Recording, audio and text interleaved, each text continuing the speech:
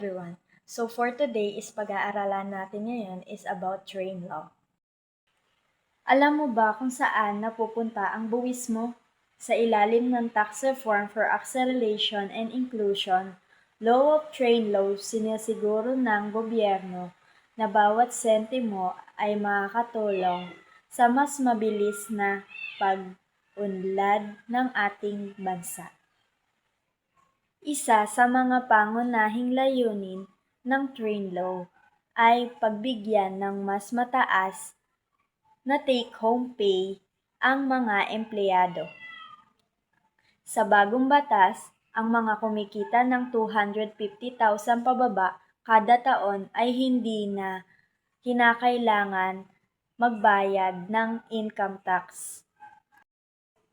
Ang mas mataas na buwis sa produkto gaya ng petrolyo, sugary drinks at kotse ay ginagamit na man sa mga proyektong pang-infrastruktura, healthcare at education programs para sa lahat.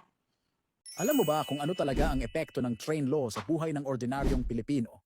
Noong 2017, ipinasa ang train law, Tax Reform for Acceleration and Inclusion, sa ilalim ng administrasyon ni Pangulong Duterte. Ang goal, bawasan ang buwis sa sahod, pero dagdagan ang buwis sa mga produkto gaya ng gasolina, sweetened drinks, at iba pa. Oo, may income tax exemption para sa minimum wage earners. Pero ang kapalit, tumaas ang presyo ng bilihin, pamasahe, kuryente, at pagkain. Lahat ng tao, kahit walang trabaho, tinamaan. Tanong, kung pinababa ang buwis sa kita, pero tinaasan ang buwis sa lahat ng gamit sa araw-araw, sino nga ba talaga ang nakinabang? Sagot, hindi ang masa, kundi ang gobyerno na gustong kumita para tustusan ng infrastructure projects. Pero ang tanong, pantay ba ang naging epekto nito sa lahat? Follow Now You Know PH para sa mas marami pang real talk tungkol sa pera. The future of our food is in crisis. In a country where millions rely on farming, the neglect is unforgivable. While rice imports increase, our own farmers are left behind. Without leaders who truly care for our farmers, our plates may soon be empty.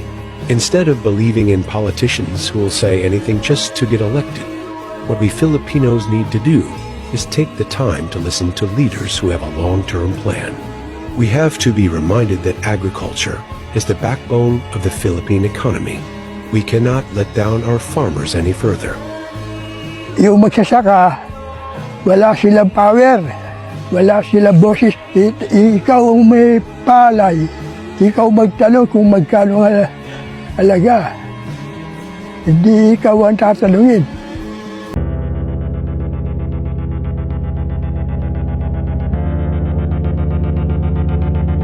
Sobrang mahal ng mga paninda, yung sweldo namin, konti na lang sa pagpapadala sa pamilya namin dahil gaya nito, kakain kami rito, ang sweldo namin 550. Matitira siguro mga 350.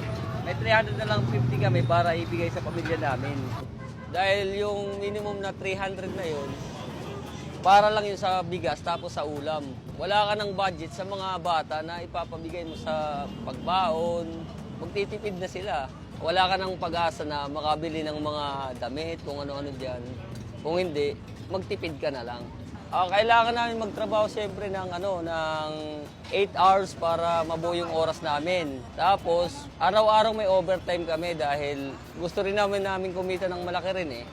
Kaya kung mas maganda, kung tataas din yung sweldo ng mga trabahanting, mga labor katulad namin para makasustento naman kami sa mga pamilya namin.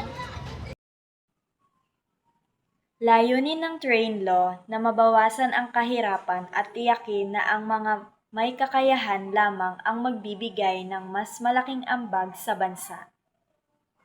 Features of train law. Number 1, tax exemptions sa kumita ng 250,000 pababa kada taon. Number 2, mas mababang personal income tax rates para sa karamihan ng empleyado. Number 3, mas mataas na excise tax sa fuel sweetened beverage at sasakyan. And number 4, pagpapalawak ng social benefits tulad ng unconditional cash transfer at fuel subsidy. Number 5, pagpondo sa Build program ng pamahalaan. Sa tulong ng train law, sama-sama tayong magbabayad ng tamang buwis para sa mas maunlad at mas inklusibong sa Pilipinas. Buwis na may malasakit para sa kinabukasan ng bawat Pilipino.